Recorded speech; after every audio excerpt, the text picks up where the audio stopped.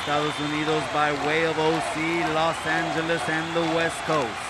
Coming to you, repping Califas, knocking out agendas of the cancel culture and Victocrats, breaking down doors in Hollywood for La Raza, unashamed of the creator, because no one is greater. LA Times! Hey everybody, that was our new intro. What did you think about it? Thank you for stepping in. We got a special guest today. Before we do that, take a second to hit the thumbs up. Take a second to press that subscribe button. And also, just remember the fight's coming up in a couple of days. We need you guys to order that, man. Don't miss that fight. Gunner versus Cholo Trucker, man. So David and Goliath match, don't miss it. It's going to be good. So today, man, Father's Day's approaching. And if you're watching this after, happy Father's Day, happy belated Father's Day. So we just want to say to all you fathers out there, man, keep doing it. Keep being loving to your wife.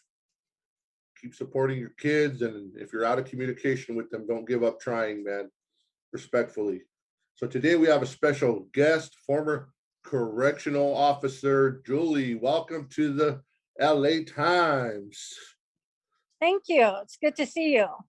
All right. If you're in the know, if you're ever anywhere on Tony's page or Gunner's page or any of us, we all know Julie.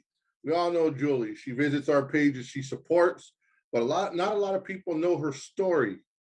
So we want to give her a chance. And Julie, let's just start really quick. Where were you born and how did you grow up? I was born in Woodland, California. I grew up here most of my life. In the middle of my 8th grade year, my dad got transferred because he was in the rice industry, and he designed a rice mill and supervised the construction of the building of the rice mill in Greenville, Mississippi. So that's where I finished junior high and high school. Awesome. And after I graduated, it was a whole different lifestyle back there, believe me. But after I graduated, I moved back to Woodland with my parents. I have 2 older siblings. One was in the Navy and the other one was married with a baby already.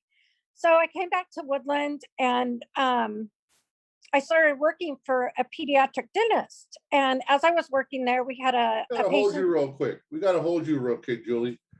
Okay. I know we're going quick today, but I got to stop you right there. Okay. Okay. Here's what I ask. Whenever I interview a former police officer, former correctional officer, I always got to ask them, your high school years, right? Uh-huh. You know, you had the choice to go way that way or the way that way.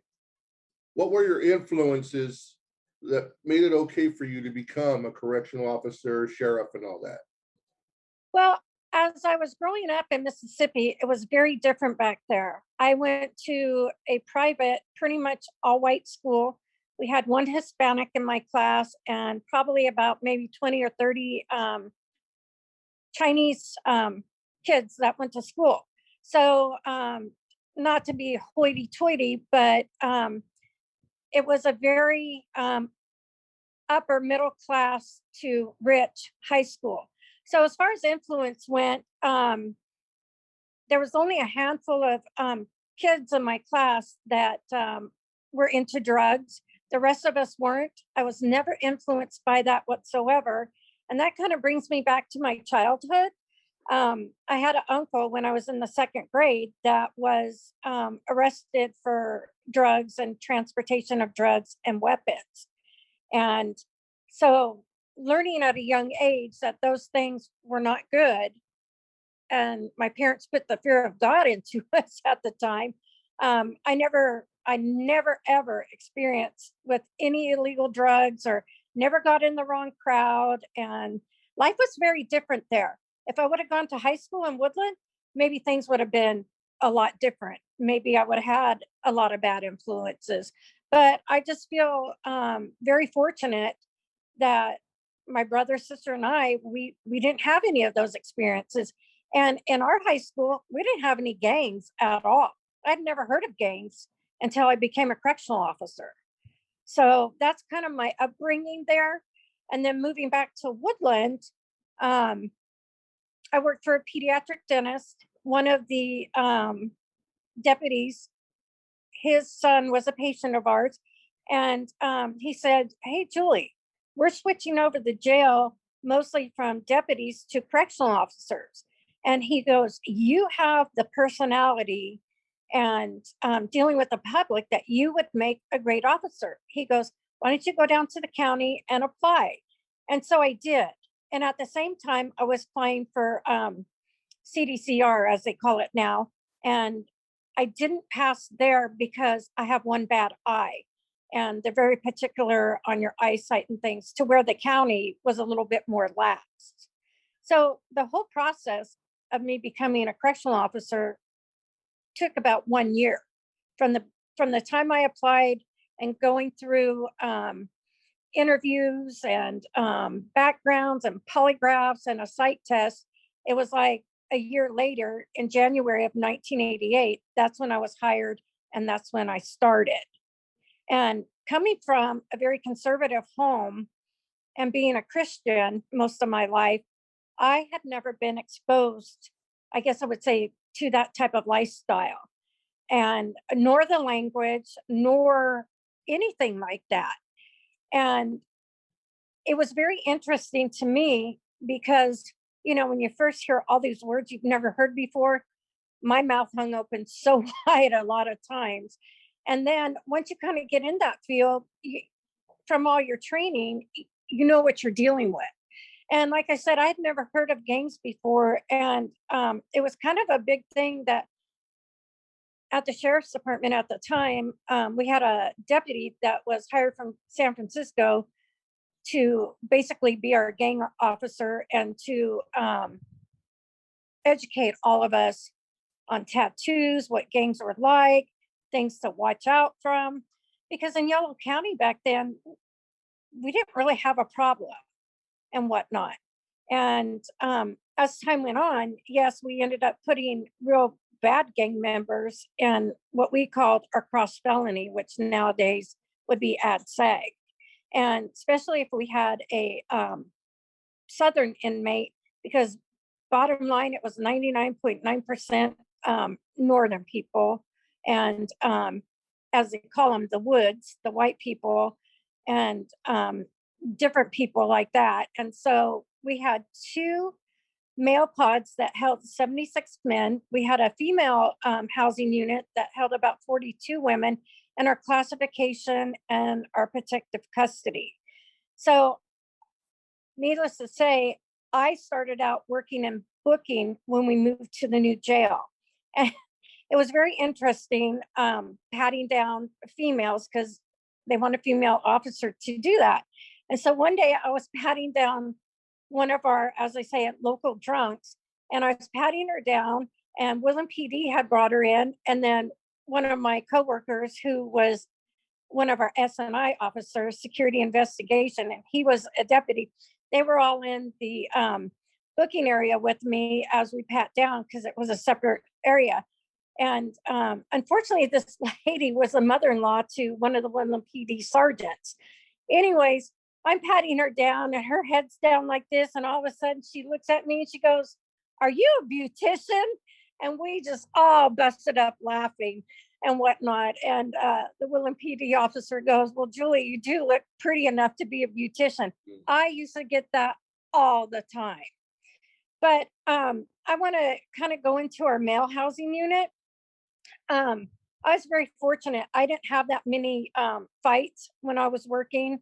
And I think it's due to the respect that I had with the males. And plus, they knew I was pretty strict going by the rules. I had one incident, though, with this particular gentleman. He had asked to use my pen to draw a picture. And technically, we're not supposed to be giving the inmate a pen to draw a picture. And I said, "Well, as long as you sit here at the table where I can see you, even when I'm, doing my checks in the pods and stuff, you can use my pen."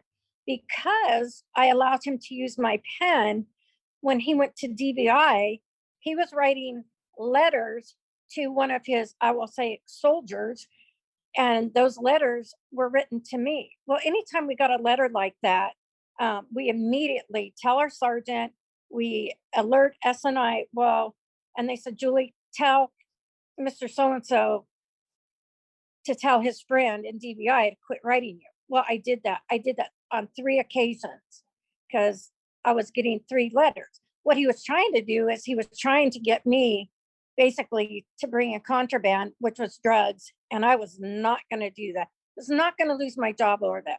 By the time I got the 4th letter, I was furious. So I told my sergeant, and I immediately went to the SNI sergeant.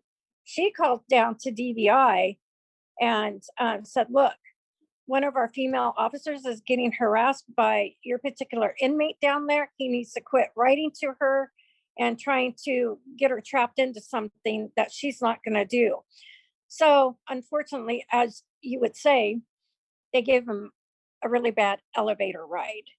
And I didn't find that out till the next day. And then they threw him in the hole for like 3 to 6 months. So that was kind of scary for me because I was like, oh my gosh, what kind of repercussions am I going to have from this? And thank goodness, and I think it was just God protecting me that never happened. But I did kind of feel bad that this guy got that elevator ride because I don't think anybody deserves that type of abuse. So one night, I'll tell you a funny story in the female pod.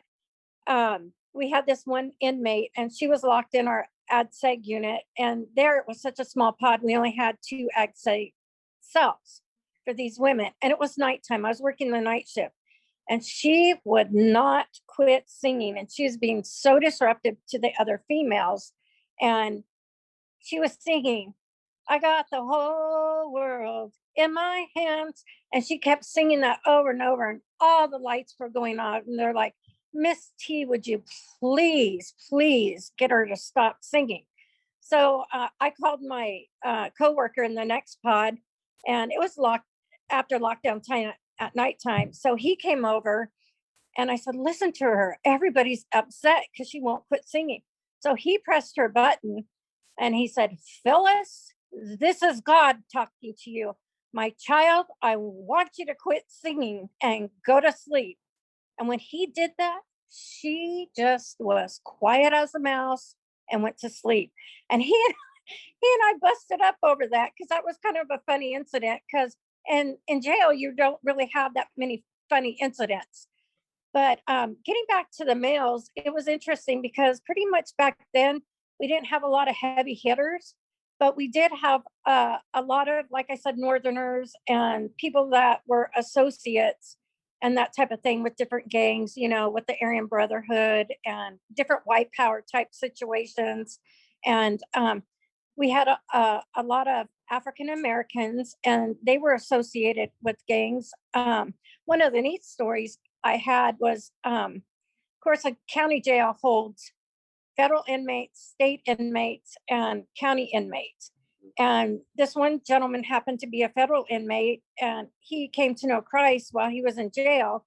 And he asked me, he goes, Miss T, do you have anything that you can bring us as far as Bible studies were concerned? Well, I had to get approval from the jail commander to bring these things in. And she goes, as long as they don't have your address on any of them, you're more than welcome to give it to them. So I had a bunch of daily breads. I had asked my mom if she had any, and she did. So I was able to pass them out to that group of gentlemen. There's like 20 of them that had gone to Bible study because this particular inmate was leading the Bible study, and they'd pull tables all together in the day room. And every morning they'd have a Bible study. So they were very gracious that I was able to give them our daily bread books. And then there were other situations. I had my cousin's ex-husband that was wanted on a warrant because basically he beat her to a pulp and basically left her for dead. And he happened to come in classification when I was working that one day. And when I saw him, I pulled him aside and I said, look, I know what you did to her. I said, you're on my turf now. And one of the inmate workers heard me say that. And this particular inmate worker had a crush on me. And that wasn't uncommon since I was like 23 years old at the time. And he pulled me aside right after mealtime because I was supervising lunch at that time. And he goes, Miss T, he goes, we'll take care of him. He goes, I've got a few guys, we'll take. And I said, no, I am not going to lose my job over him. It's not worth me getting fired. And I said, you guys don't lay a hand on him because you overheard me. And I didn't mean for those guys to overhear me when I was kind of yelling at him. And so that was a little nerve wracking and whatnot, because I was like, oh my gosh, I don't want repercussion there. Let me ask you a question really quick before you go on. I was curious just on, so you know, when you worked in the pods or whatever with the females and the males in different areas or whatever, I have two questions on that. One, what is the difference between, as a female correctional officer, working with the males and the females? What's the difference? Oh my gosh, let me tell you what, I would rather work with male inmates any time of the day. They were very respectful, except for, you know, there's always a handful or a dozen that aren't. And overall, they're very respectful. They're kind of in the jail setting, at least they were kind of protective of me over certain situations because they didn't want me getting hurt. And I'll give you one example of that. One night I was working overtime, and all of a sudden, everybody always intermixed in the housing units as far as every race. And one night I was giving a break to one of my coworkers, and all of a sudden I noticed everybody was separated by race. And when they do that, you know something's big is going to happen. And it's like all the Hispanics were here, all the whites were here, the blacks were here, and the others were over here. And then I had a bunch of Hispanics lined up on the wall, and we used to call them border brothers because they were from Mexico. And usually Border Patrol was always, you know, going to come get them and deport them. It wasn't that they were a gang or anything. And all of a sudden, I was noticing what was going on. It was kind of calm instead of noisy. They weren't playing dominoes. They weren't playing basketball. Whatever they were doing was very quiet. So I called our security and investigation team and I said, look, something's going to go down here. I don't know if it's going to happen when I'm in here or what. But I said, you guys need to be close by because something's going to go down. And they said, okay, you know, you're only a radio call away. So I kind of stuck close to the desk area at that time. And when the other officer that I was relieving came back into that housing unit, I was popped out of that door and popped out of the main door. All of a sudden he yelled, there's a 415, there's a 415. So we all went running back there, you know, to break this up. And it was, you know, basically a racial thing. And everybody was just fighting and stuff. And once security investigations calmed everything down, the other officers, because even the officers didn't want me to get hurt, a bunch of the inmates came up to me and they said, Miss T, they said, we waited until you left because we didn't want you to get hurt. So there's respect right there that you earn with inmates. Now, as far as the female inmates, you know, to be honest, I could not stand working with them.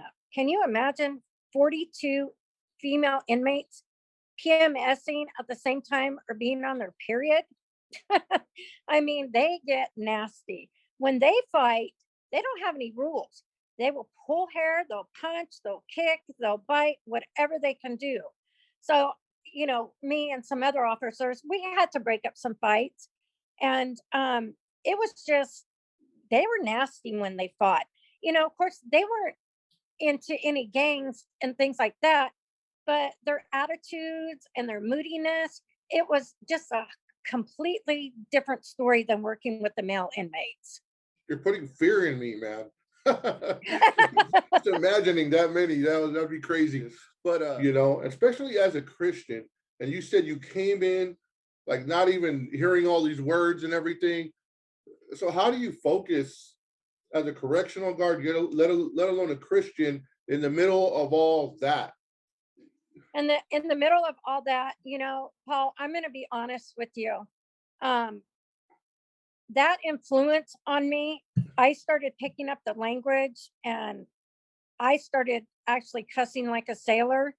And I started going out partying with coworkers and stuff I had never done. So I kind of stepped back a little bit from my faith.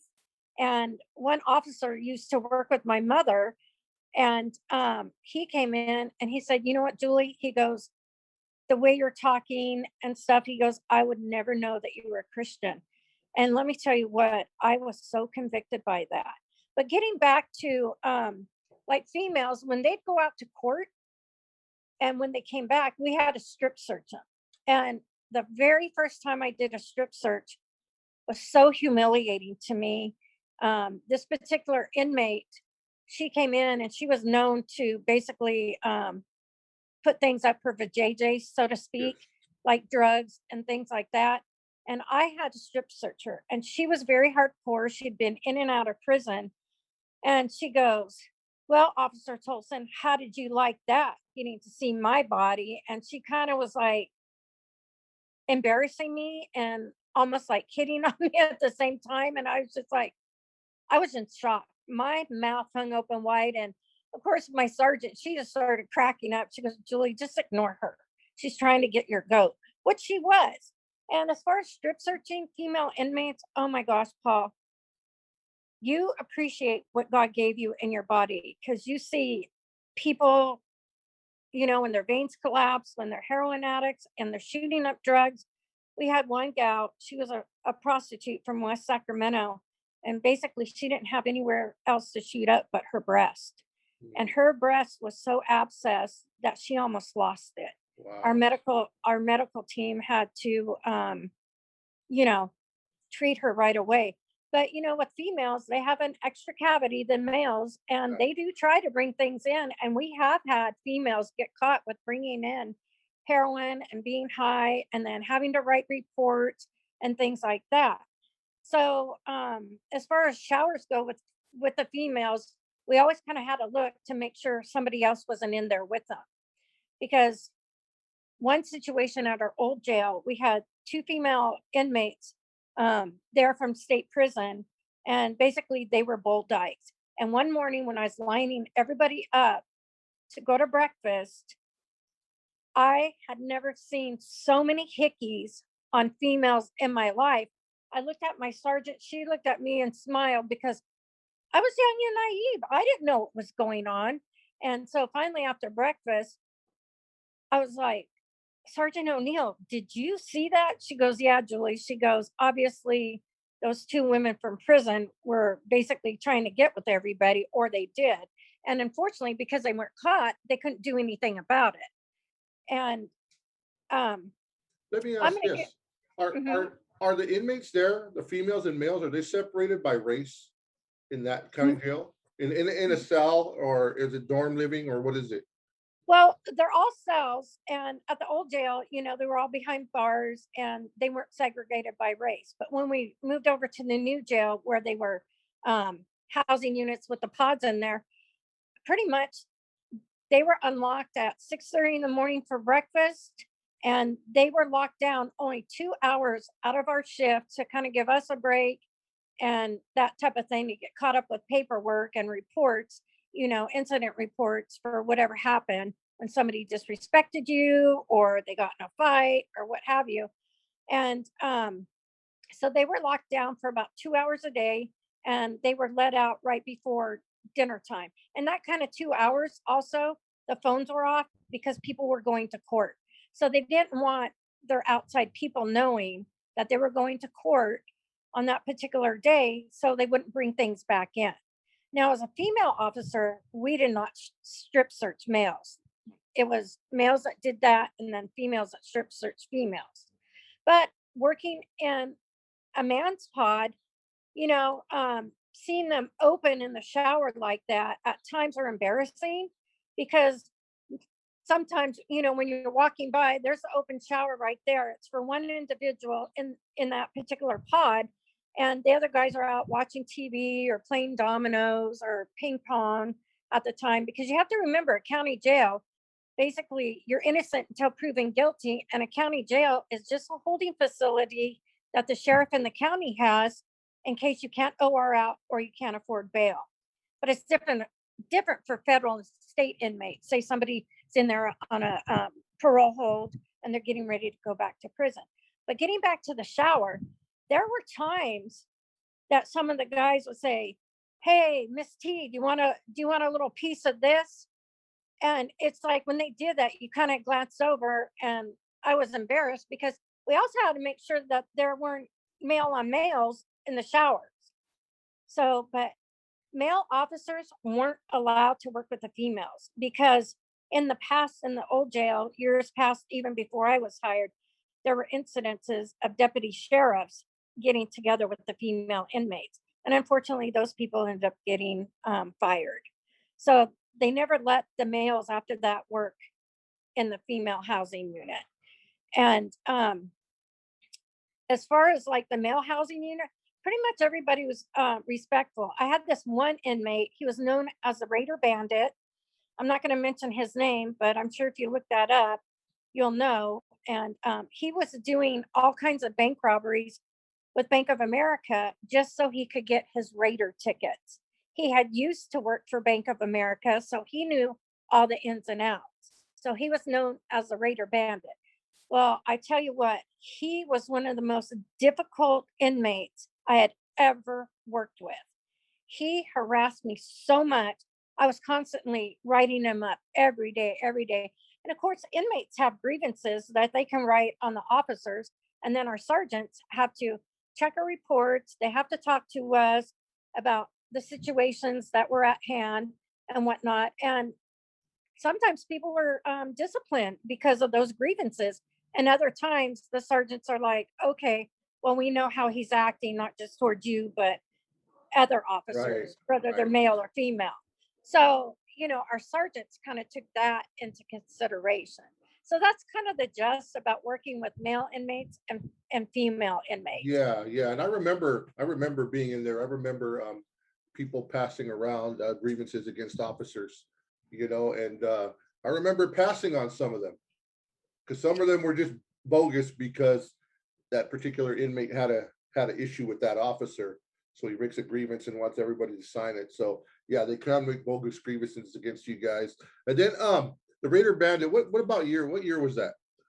Oh my gosh. Approximately. It was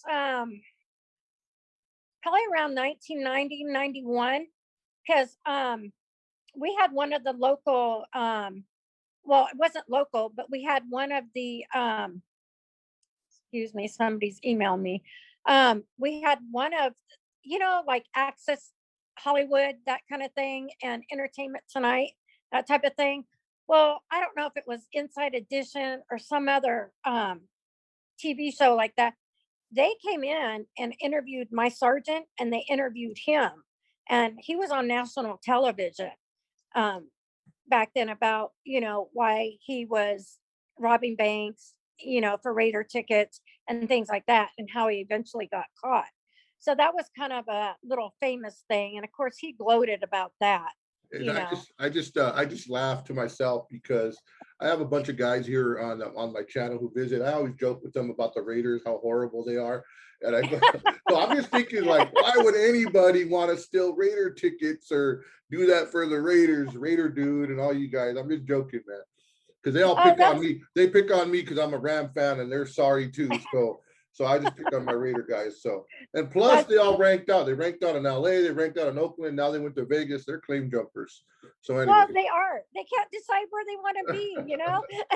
Yeah. So man, it's incredible, man. It's just like hearing all that and going through all that harassment, man, and even from the females or from the males doing all that stuff, whether it be perverted or whatever, man, that's like a stressful work environment, kind of, you know. And man, how did you maintain with all coming at you from all sides and trying to be, you know, protect society? How did you keep your mind straight? Well, most days it was okay. Other days, oh my gosh, I would leave work so stressful. Or when I'd go on a break, I'd get together with one of my other coworkers, and you know, we'd share about how our excuse me, I can't even talk right now, how our day was going. So we were able to kind of vent with each other. But then when I was getting back on track with my faith, there was a group of us that would pray before our shift. Awesome. And it was just unbelievable. So we started, growing stronger in our faith because we knew we had difficult housing unit people in our housing units to deal with. And so that was awesome. But as far as the community goes, I'll tell you this other story. In our clause, in our handbook for correctional officers, there was nothing written in there with the sheriff's department and with the correctional officers association saying you cannot fraternize with inmates. So back in the day, when we were moving from the old jail to the new jail, there was a female officer that she hooked up with this male inmate and she got pregnant.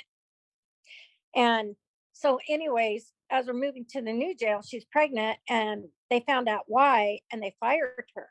Well, since there was nothing written in our handbook about that, they had to hire her back. Well, this particular individual, he was kind of associated, kind of some people that were in the Aryan Brotherhood, but he wasn't a member. I would say kind of associate, and he was young. And anyways, he had dropped her off at work one night because he was out on parole at that time. And I was furious. I saw him in the parking lot and I thought, what the heck is he doing here? Then I found out that they were together and they got married. And there was nothing the sheriff's department could do about that until they rewrote our clause in our handbook, so to speak, for the COs. It was already in there for the deputies, so they couldn't fraternize. But this gentleman, I didn't notice that he was following me to my fiance's house that night after work. And my fiance lived in a cul-de-sac, and I got out and he and I were starting to talk.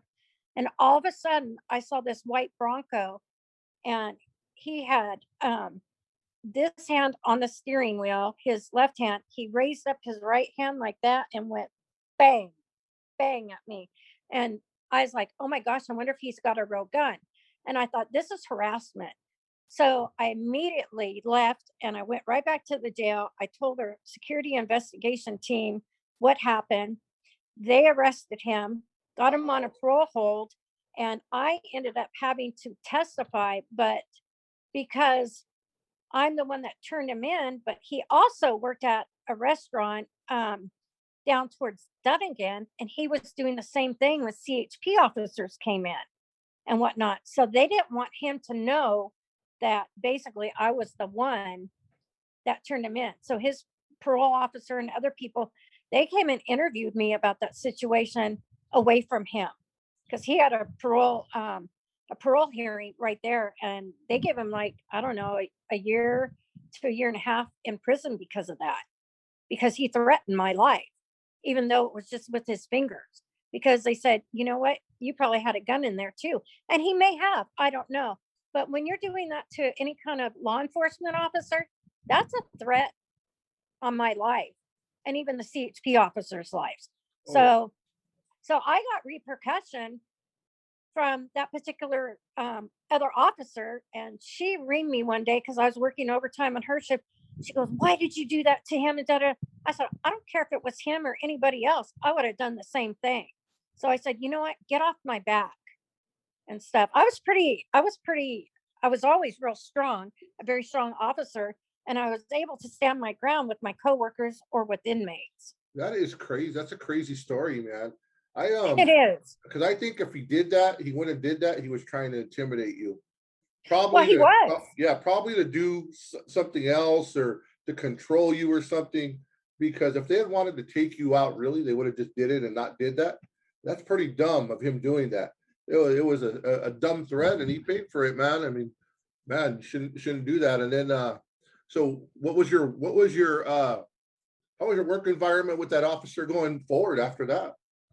Well, after that, it was it was interesting because she kind of mellowed out and kind of realized, because when they were married and he got back out, he was abusing her. Yeah. And she asked me one day to come pick her up. because she didn't have a right to work and their car was broken down. So, being the Christian woman I am, I'm not going to say no, because I'm like, obviously God wants me to do that for a reason. So I went and picked her up. And when I did, she had this huge, huge wrap on her arm. She had to go to the hospital, and she would never admit it, but he threw a thing of grease on her arm. And finally, years later, when we both didn't work there and I ran into her in one of our local stores, she finally said, yeah, he did do that. She finally got smart and divorced them, and of course she had full custody of their child. So I felt bad for her. And I'm Yeah. glad she finally realized that, what, she messed up. But you know what? We all make mistakes. I've made mistakes in my past. In fact, my job, when we were hired and in our little school or academy, what you want to say, one of our teachers, he told us, he said, you guys may not believe this, but within your first 5 years of working, number one, if you're married or engaged or in a relationship within the first 5 years, I guarantee some of you, those relationships are going to be over. A handful of you are going to become alcoholics. Some others of you are going to get hooked on illegal drugs or prescription drugs. And the last thing I remember him telling us is some of you are going to end up being dirty and bringing in drugs and other contrabands for inmates. Well, with me, within the first 2 years, my engagement was called off. And the reason, there was a few reasons why. When you don't work in that environment, and sometimes you take it home because you're stressed, your person, your loved ones, they don't understand what you go through on a daily basis. They can't relate. So I see why there's that brother and sisterhood in law enforcement, because as we're working out at the gym and stuff, we could talk to each other about certain situations to where all of us understood, but spouses and fiancés, boyfriends and girlfriends didn't. And so mine was one of the relationships that was broken up. We That's had a messed up. couple, yeah, we had a couple officers become alcoholics, and they ended up getting arrested for DUI. One lost his job, and the other one was a deputy sheriff. He started off as a CO, then he became a deputy sheriff.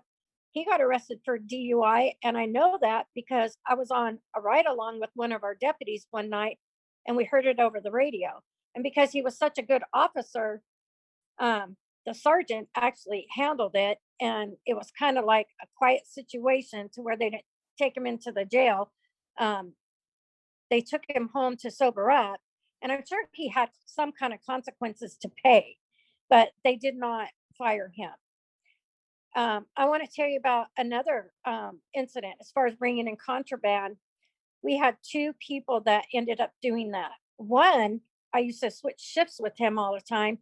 He was bringing in cartons of cigarettes for a particular inmate that was a wood.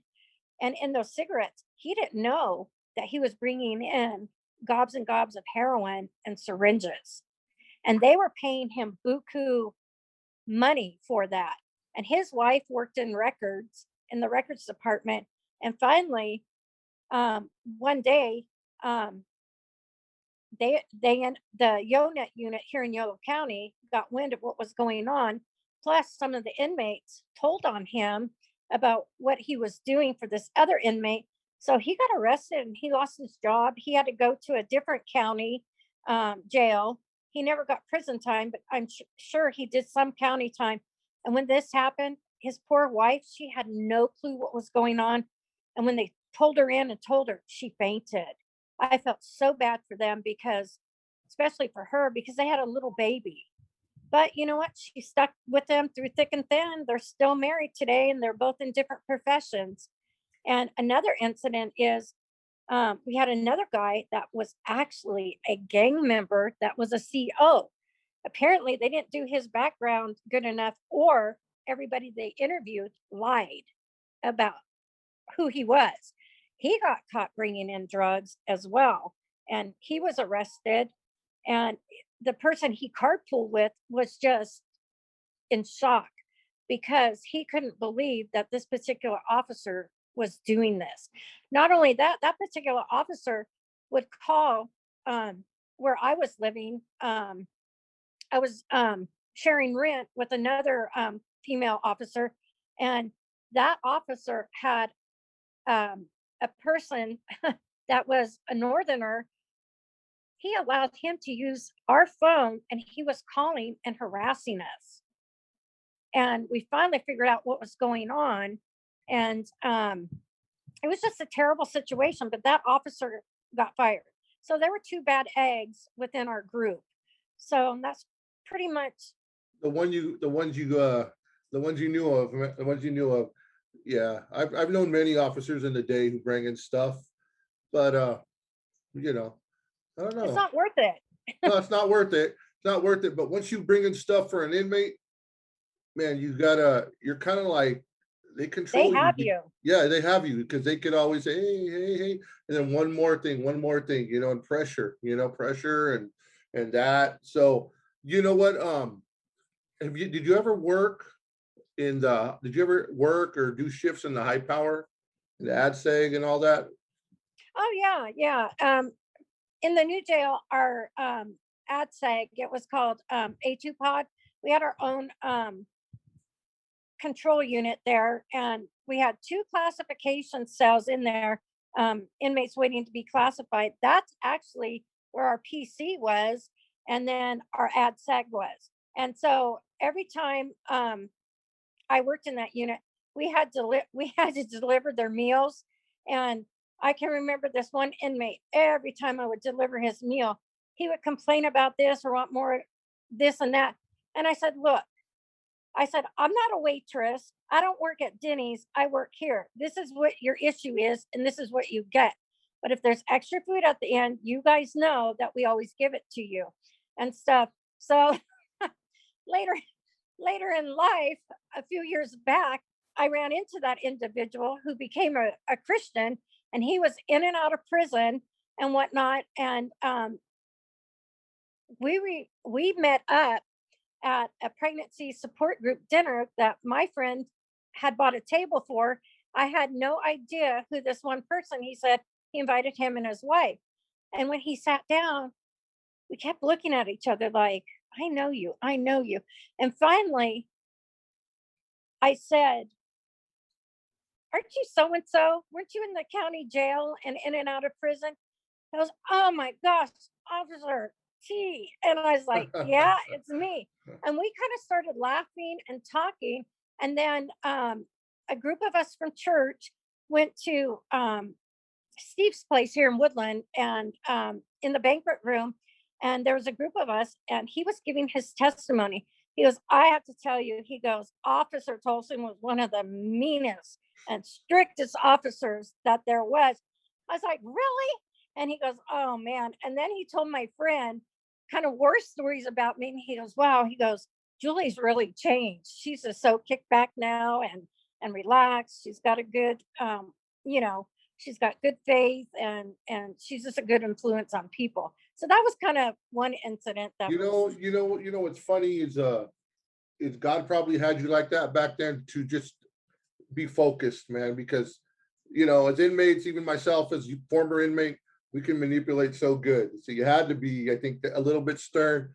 But I'm sure in there, I'm sure in ADSEG, being that it's Yolo County, I'm sure there was the influence of the mafia gangs, all the California mafia gangs there. And I don't want you to talk about that yet, because we're going to do that in part 2, and we want to get the rest of the story. Want to get the rest, because I know life after corrections, you got much going on, your health, just all kinds of stuff we're going to get into in part 2. But I want you guys to drop questions for Julie that I could ask her in the next one. I always forget to say that. You guys always have these questions after the fact. Drop questions, inbox questions on Instagram to our Instagram for LA Times. Put them down here in the comments. But before we do, the main reason I wanted you on, Julie, the main reason I wanted you on is because it all boils down to this. Without giving up the rest of the story, how did you come to faith in Jesus? And also, why is that important and don't share the story of the rest of the story. We'll do that part two. But why is Jesus important? Why is faith important? How did you come to that? Okay, I'm going to backtrack to when I was in the second grade. My uncle, who was incarcerated in the jail at the time for drugs and things like that, he had a high school friend come and visit him in jail frequently. She and her husband shared their faith with my uncle.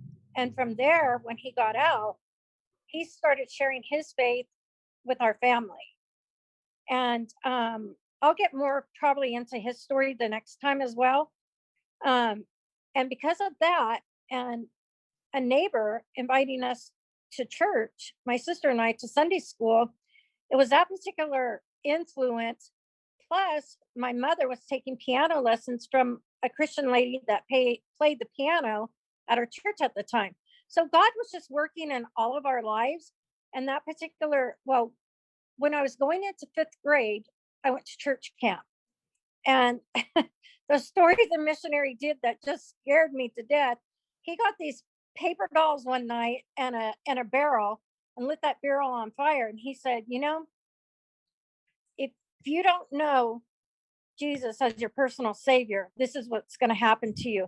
He lit those paper dolls on fire and put them in the barrel. He goes, you'll have an eternity in hell and damnation. So tonight I want to offer you Jesus and salvation. So, you know, that really scared me because I'd never heard of that before. You know, I always thought as a kid, when everybody dies, everyone goes to heaven. Well, that's not the case. So I went forward, and the counselor in my cabin happened to be from Woodland, and the guy's counselor, he was actually the principal of the Christian school. So they both led me to Christ that night, you know, and I was crying because I was like, I don't want to go to hell. I don't want to go to hell. I want to go to heaven. I want Jesus. So they showed me through the Bible, and they prayed with me so I could ask for forgiveness of my sins. So then I got more kind of involved in my church, but being so young, I didn't know, you know, that you're supposed to do certain things, you know, like pray every day, read your Bible, things like that. Even though I was going to the Christian school, I was learning Bible verses and we had a quota. So kind of fast forward, there were times where I backslid when I was a teenager and in the time of corrections, but I'll save the other part of the story for later, for part two. What was your other question? I forgot. No. I was just going to say briefly, why is Jesus important? You know, I don't know where my life would be today without Christ. And he's my first love. I always tease everybody because I've been divorced for 20 years. I always say, okay, it's me and Jesus till the end and whatnot. And they just kind of laugh at me. But, you know, it's like my faith is so important to me. And God has used my situations in order to touch other people's lives. And I don't want to spoil it because I know we'll get into that for part two. But, you know, really without Christ, I don't know how people do it. You know, I don't know how people can get through trials and tribulations in their life because, you know, this life is not all candy and roses and, you know, stars and the moon, you know, kind of thing. You know what I'm saying? We all go through things, and God gives us second chances. His mercies renew every morning for us. Amen. And you know, to be honest, I couldn't live my life without him. And because of certain situations I've been in that we'll touch on, I'm sure in part two, he's become more and more important in my life and how I live my life. And I know we're supposed to be an example to others, and we're to share with others. And that's my purpose. Yep. And you guys out there, that's the purpose of this channel. That's my purpose, is that you hear the good news of Jesus Christ. Now, some of you heard right now how that pastor did that illustration of burning in hell and all that stuff. But I'm going to tell you something. Although that method might not have been the best. That's the other side of the coin. Sometimes in America, we see all these pictures of Jesus and blonde hair, blue eye, and they're paintings from the Renaissance, and he's all weak and frail. Jesus was a carpenter, man. He was strong. You know what I mean? He was strong. Jesus is love. God is love. But there also says, you know, that God so loved the world that he gave his only begotten son. Whoever believes in him shall not perish, but shall have eternal life. But the next Exactly. verse is talking about, you know, but he who doesn't believe is condemned already. There's the other side of the story. And sometimes Right. people are scared to say that. You don't have to do nothing. God will honor your choice. But today, and I don't care if YouTube demonetizes this because this message is more important. Today, Julie is following Jesus. He's alive and real. And I want you guys to know that today, just say a prayer in your heart and receive him as your Lord and Savior. That's the Amen. purpose of LA Times. That's why we're here. All the other stuff, it's cool. Our testimonies and our past are cool. But I want you to know. So say a prayer in your heart to the Lord. Read your Bible. And I want to share one more thing, Julie. I'm sorry. Oh, that's okay. Yeah, go ahead. Some of you guys out there, and I've got into this rut too. Some of you guys, like you're Christian, but you stop reading your Bible. We need to read that Bible daily. Get in it. You don't know where to start. I don't know what to read. Just start reading like in the book of John and just read all the way to the end of the Bible. And when you get there, start in Genesis. Just go all the way through the end of the Bible. I'm just encouraging you today because I know Julie, you came on, and I know we were talking before that you were saying maybe we should say the word faith. No, man, we say the word Jesus. We ain't ashamed on this channel to say the name of the King of Kings, Lord of Lords. So I just want you guys, you know, Julie, we're so thankful to have you on. What a great story so far. And we'll be back with Julie in about 2 weeks. I want you to leave the questions. And but most of all, we want to leave you with Jesus. So any last words, Julie, before we go? Yes, I do want to say a couple things. I want to obviously give a shout out to Gunner and Rojo and all the YouTube regiment and on Gunner's channel. You guys know who you are. You know, Yeah. Pa, would you mind if I put my Instagram out there too, in case somebody No, has a not question at for all. me? Not at all. My Instagram is Sassy Jules 54, and that's SASSYJULES 54. So you Cool. can reach out to me too, and I'll answer questions or forward the questions to Paul. Yeah. So make Yeah, sure you guys. exactly. Do that. And maybe some of you want to get her on your channel to come give her story too. There's so many ways. There's enough room for everybody. So anyways, thank you, Julie. We appreciate it. And from LA Times, we just thank you for spending time with us. We know sometimes we go way out there, but we're back here. And just keep watching the channel. Much stuff coming up. We'll have Julie back in about 2 weeks to answer your questions and get the rest of the story. All right, guys. Well, God bless you. You have a good one. Take care. Thank you again, Jules. Be sure to subscribe and like. Exactly. Well, you guys have a blessed day, and thank you so much for this interview. It was exciting for me to do and tell part of my life story.